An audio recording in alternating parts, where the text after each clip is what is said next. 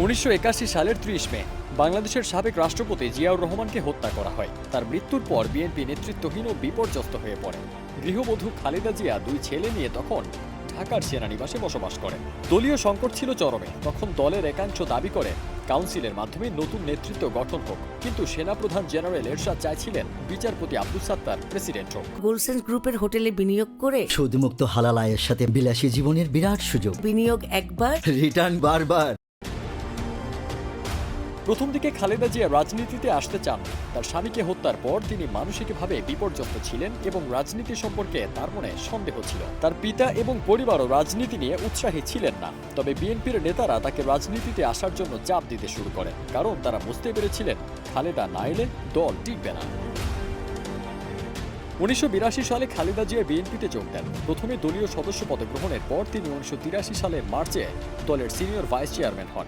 1984 সালে নির্বাচিত হন বিএনপির চেয়ারম্যান হিসেবে। এরশাদ বিরোধী আন্দোলনে তার নেতৃত্ব দেশের জনগণের কাছে জনপ্রিয় হয়ে ওঠে। বিএনপি যখন নতুনভাবে শক্তি অর্জন করে, তখন তিনি দলের মধ্যে গুরুত্বপূর্ণ অবস্থান নিতে শুরু করেন।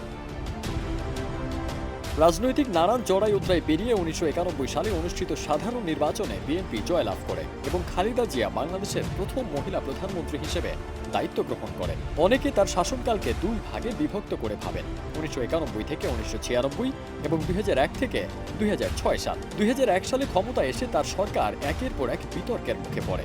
2008 সালের নির্বাচনে বিএনপির ব্যাপক পরাজয় হয়। এরপর 2014 সালের 5 জানুয়ারির নির্বাচন বর্জনের পর দলটি রাজনৈতিকভাবে চাপে পড়ে। খালেদা জিয়ার বিরুদ্ধে দুর্নীতির মামলা হয় এবং 2018 সালের নির্বাচনে অংশ নিতে পারেননি। একই বছরে জিয়া অরফানেজ ট্রাস্ট দুর্নীতির মামলায় দণ্ডিত হয়ে কারাগারে যান। 2020 সালে তাকে সরকারি আদেশে মুক্তি দেওয়া হয়, তবে রাজনীতি করতে ও বিদেশ যেতে তাকে নিষেধাজ্ঞার সম্মুখীন হতে হয়।